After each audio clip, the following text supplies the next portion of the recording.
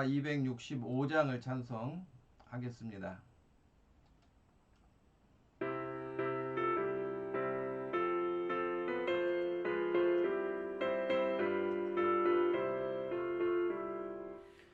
십자가를 지심으로 죄인을 구속하셨으니 그 길을 보고 믿는 자는 주를 노면하겠네. 내가 그 길을 유월절 그 양의 길을 볼 때에 내가 널 넘어서 가리라.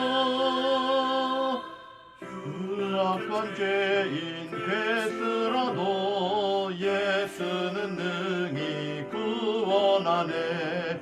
온몸을 피해 잠들 때에 주님의 진노 면하겠네. 내가 그 피를 유월절 그 양의 길을 볼 때에 내가 널 넘어서 가리라.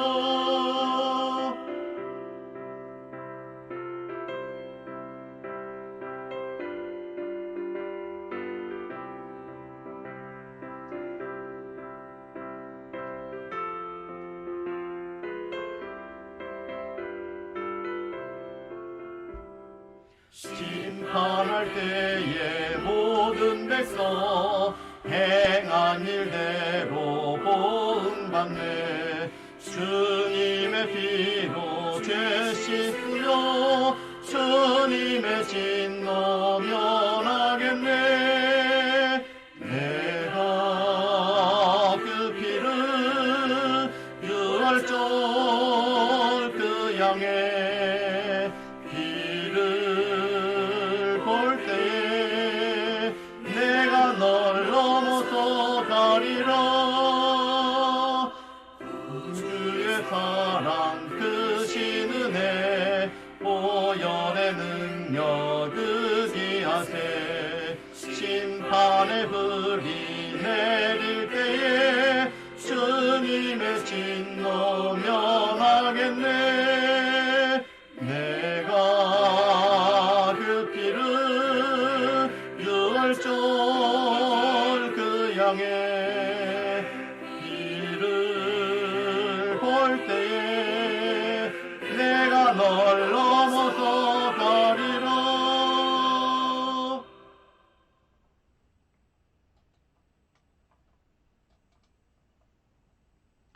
오늘 우리가 하나님 말씀 출애굽기 12장 1절에서 14절 말씀을 찾아서 같이 보겠습니다.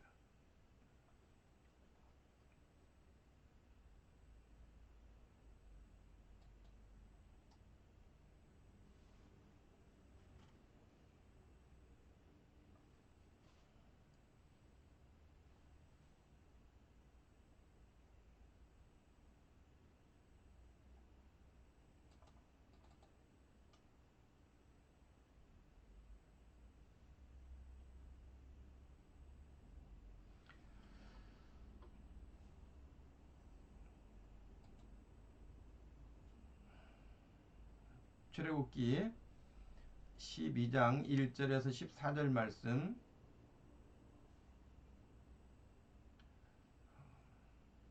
말씀을 읽도록 하겠습니다.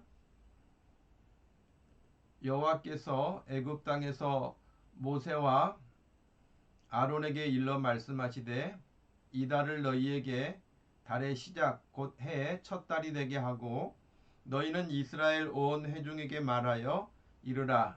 이 달 열흘에 너희 각자가 어린 양을 잡을지니 각 가족대로 그 식구를 위하여 어린 양을 취하되 그 어린 양에 대하여 식구가 너무 적으면 그 집의 이웃과 함께 사람 수를 따라서 하나를 잡고 각 사람이 먹을 수 있는 분량에 따라서 너희 어린 양을 계산할 것이며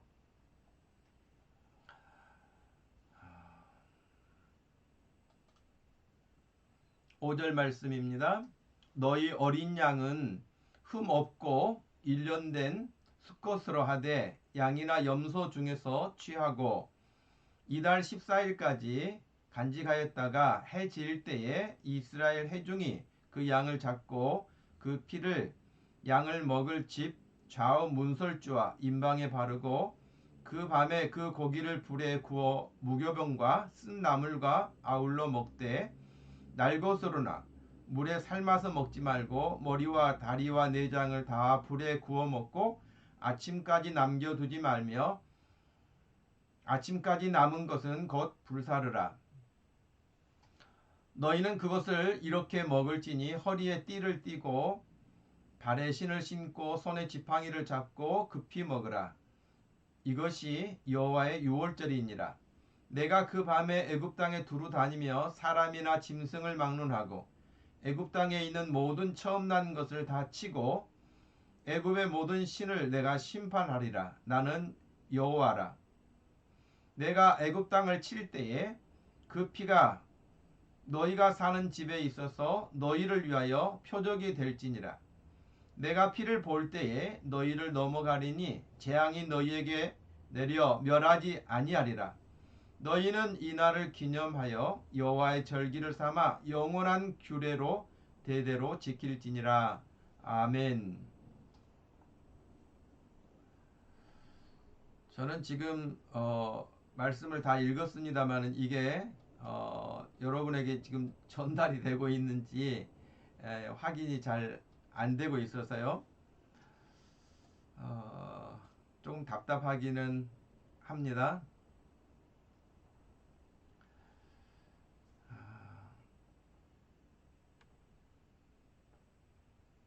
오늘 우리가 보았던 이 말씀 다시 한번 우리가 확인하게 되면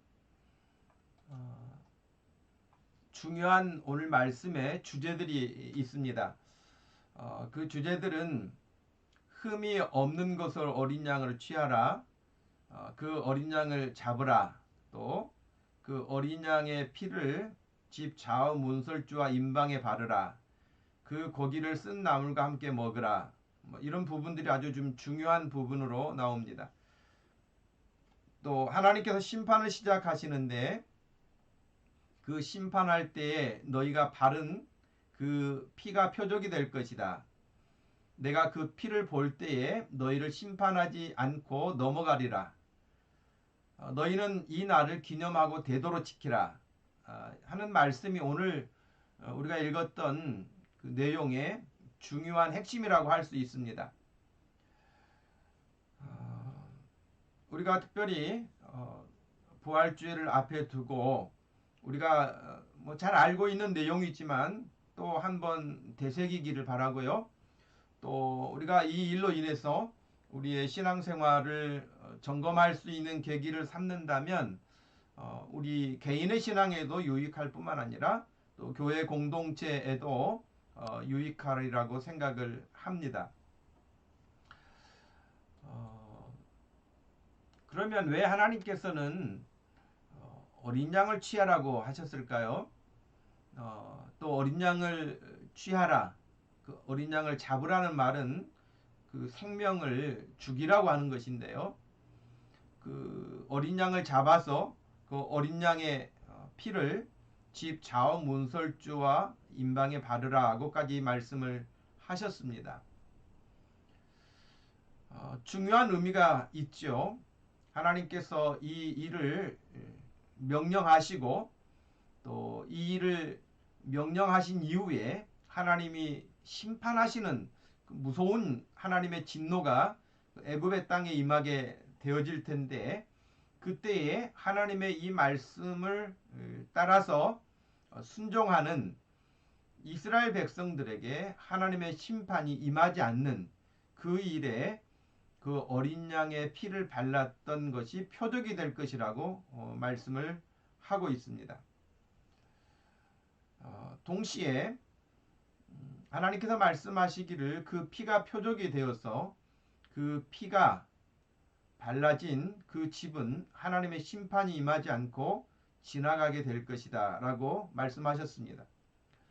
넘어간다는 이야기여서 어제도 말씀드린 것처럼 6월절이라고 이야기를 합니다. 그리고 이 날을 기념하고 대대히 또 대대로 지키라고 말씀을 하셨습니다. 우리가 이제 여러 가지 의미를 지금 생각할 수 있으나 특별히 왜 하나님께서는 그 어린 양의 피를 바르라고 하셨을까? 그리고 왜 그것이 표적이 되어서 하나님의 심판이 거기에 임하지 않게 하셨을까라고 하는 것입니다. 그것은 뭐 정말 책을 통해서 말을 한다 할지라도 여러 가지로 말을 할 수 있는데 레위기 17장 11절 말씀에 따르면 육체의 생명은 피에 있다라고 말씀을 하셨어요. 내가 이 피를 너희에게 주어 제단에 뿌려서 너희의 생명을 위하여 속죄하게 하였나니 생명이 피에 있으므로 피가 죄를 속하느니라고 말씀을 하셨습니다. 우리 사람에게 있어서 특별히 동물도 그렇습니다만은 사람의 생명은 피에 있다라고 하나님이 그렇게 언급을 하셨고, 그러므로 너희의 생명을 위하여 속죄하는 그 일을 위해서 피가 표적이 되게 하셨고, 그 피를 볼 때에 또 그 피가 어린 양의 피가 대속의 피가 되어서 다른 사람의 죄를 속하게 되는 그런 하나님의 말씀이었죠. 이 말씀대로 이스라엘 백성들은 순종하였고 또 그 말씀대로 애굽의 하나님의 무서운 재앙이 심판이 임하게 되었을 때에 이스라엘 백성들이 보호받게 되어지죠. 그러면 왜 애굽에 그런 엄청난 심판이 임하게 되었습니까? 그 엄청난 심판은 결국 하나님의 말씀에 불순종하고 하나님을 거역하는 대표적인 어떤 모습으로 바로를 생각할 수 있습니다. 바로는 끝까지 하나님의 말씀을 거부했습니다. 하나님의 말씀을 거부하고 그 불순종한 결과가 비참한 상태로 떨어지게 됐던 것이죠.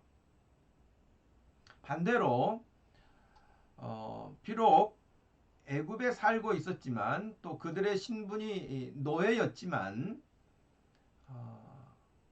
하나님의 말씀을 듣고 그 말씀을 따라서 순종한 사람들, 곧 어린 양을 잡고 그 어린 양의 피를 문에 바르고 하나님의 말씀을 따른 그들에게 있어서는 바로가 불순종했던 것과는 반대로 순종한 그들에게 하나님의 은혜가 임하게 하는 것이죠.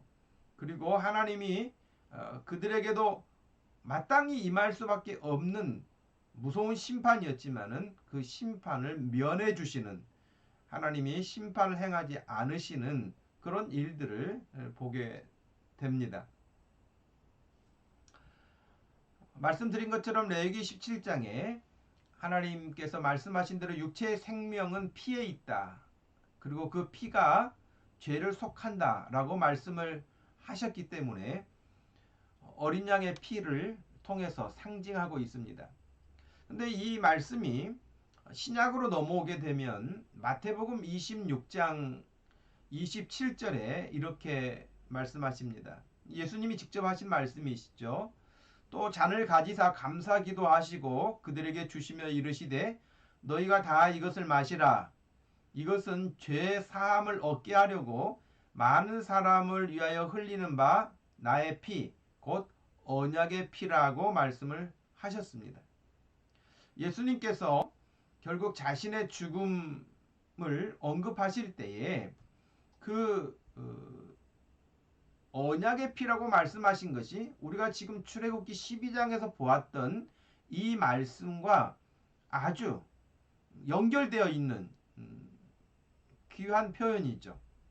예수님께서 그냥 어떤 일들을 진행하시는 게 아니라 하나님께서 약속하시고 우리와 언약하신, 그리고 첫 번째 유월절을 지키던 그 이스라엘 백성들이, 하나님의 백성들이 하나님의 말씀을 따라서 그렇게 순종하고 하나님의 말씀을 따라서 나아갔을 때에 그들에게 심판이 임하지 아니했고 구원의 놀라운 은혜가 임한 것처럼 예수 그리스도께서 이 땅에 오셔서 어린 양이 예표가 되어지고 우리 예수님이 똑같이 우리의 죄를 대속하시기 위해서 죄 사함을 얻게 하시려고 자신의 피를 곧 언약의 피를 흘리셨다. 이렇게 말씀을 해 주신 거예요. 그러므로 우리가 이런 말씀을 볼 때에 꼭 기억해야 될 것은 레위기 17장의 말씀과 마태복음 26장의 말씀이 연결되어 있는데 너희의 생명을 위하여 속죄하게 하는 피를 죄를 속하는 그 피를 레위기 17장에 언급을 했어요. 근데 마태복음 26장 28절에서도 죄 사함을 얻게 하려고 많은 사람을 위하여 흘리는 바 나의 피 곧 언약의 피라 그렇게 말씀하고 있습니다. 우리가 고난 주간을 만나거나 혹은 예수 그리스도의 구속의 은혜를 생각하거나 할 때에 이것이 구약의 어떤 배경을 가지고 있고 예수님께서 이것을 통해서 뭘 우리에게 말씀하시는지 예수님의 삶을 우리에게 어떻게 실현되었는지를 바르게 그리고 확실하게 알아야 할 필요가 있습니다. 생명, 저와 여러분들이 오늘도 여전하게 숨쉬고 이 땅에서 느끼고 있는 이 생명은 사람이 이 육체의 눈을 가지고 볼 수 있는 이 땅에서의 생명으로 끝나는 게 아닙니다. 우리의 생명은 눈에 보이는 것으로 유한하게 끝나는 것이 아니라 그 생명은 영원한 생명이고 그 영원한 생명은 이 땅에 사는 것뿐만 아니고 이 땅의 생명이 끝나고 또 이어지는 하나님의 나라가 있다는 사실을 알고 믿는 사람만이 하나님의 말씀에 순종할 수 있는 것이죠. 하나님의 말씀에 순종하지 않는 사람들은 믿음을 떠나 있거나 믿음이 없기 때문에 그 사실을 인정하지 않고 받아들이기 어려워하는 것이죠. 그러므로 오늘 우리가 이 말씀을 통해서 기억해야 할 것은 하나님께서 우리의 생명을 보존하시기 위해서 구약에서는 어린 양을 대신 속죄 제물로 삼으시고 그 피로 하나님께서 표적을 삼으셔서 구원하셨던 것처럼 예수 그리스도를 이 땅에 보내셔서 우리를 대신하여 그가 속죄의 피를 흘리심으로 저와 여러분들이 죄 사함을 얻고 하나님의 구원의 은혜를 누리게 되었으며 이 땅에서 뿐만 아니라 영원한 생명을 소망하며 살 수 있게 되었다고 하는 것입니다. 그러므로 오늘 우리가 또 기도할 때에도 하나님 앞에 이런 사실들을 기억하고 잊지 않고 또 마음에 새기고 또 마음에 새겨서 우리의 믿음이 더 하나님 앞에 발돋움해 갈 수 있는 또 성숙해 갈 수 있는 그런 계기가 될 수 있기를 기대하는 것입니다. 지금 방송 사정이 이렇게 원활롭지 않다고 인터넷에 뜨고 있는데요. 여러분들이 지금 어떤 상황이 있는지 제가 정확하게 알 수는 없지만은 여러분 같이 기도하셔서 여러분의 기도 생활이 또 하나님 앞에서 복될 수 있는 그런 기회가 되기를 바랍니다. 오늘 기도 제목을 말씀을 드립니다. 코로나19가 속히 소멸되고 또 백신이 개발되도록 치료제가 또 속히 개발될 수 있도록 위하여서 여러분 기도해 주시길 바랍니다. 또 두 번째는 한국교회가 주님께 받은 사명을 잘 감당할 수 있도록 위하여서도 여러분 기도해 주시기를 바랍니다. 세 번째는 우리나라가 안전하고 모든 영역이 어제도 기도했던 것처럼 회복될 수 있도록 위하여서 기도해 주시고요. 네 번째로는 북한이 대화 국면으로 전환되고 북한이라고 하는 그 나라가 오픈될 수 있도록 열릴 수 있도록 여러분 기도해 주시길 바랍니다. 오늘도 김정은에 대한 뉴스가 여러 가지 나오고 있는 것을 여러분 보았습니다만은 우리가 북한이 폐쇄 사회이기 때문에 어떤 상황인지 잘 알지 못하지만 하나님께서 간섭하셔서 북한이 개혁 개방으로 나오고 우리나라가 전쟁이 없이 평화의 나라가 될 수 있도록 의하여서 우리는 오늘 기도할 때 먼저 이 네 가지를 놓고 기도하고 제가 다시 한번 중간에 기도 제목을 드리도록 그렇게 하겠습니다. 이 네 가지를 놓고 먼저 기도합니다.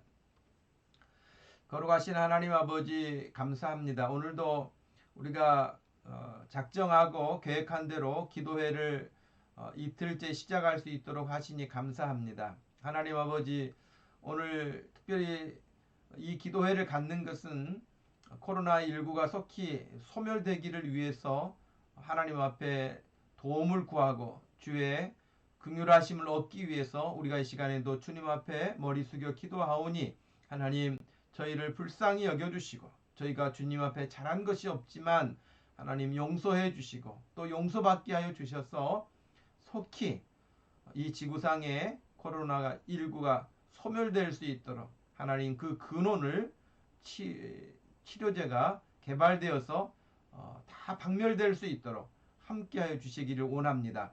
하나님 아버지 이 일을 위해서 수고하고 있는 연구진들과 또 의료진들 하나님이 기억하여 주셔서 그들의 삶이 다 주 안에서 복되게 하시고 하나님이 능력을 더해 주셔서 참으로 이 코로나19로 인하여서 수많은 생명을 잃고 불안하고 두려워하고 또 많은 것들이 무너져 버리는 이런 일들이 다시 한번 우리 자신들을 돌아볼 수 있는 기회가 되고 하나님 앞에 우리 자신들을 점검해서 죄를 멀리하고 죄를 끊고 하나님을 더 가까이 할 수 있는 그런 계기가 되게만 하여 주시기를 원합니다.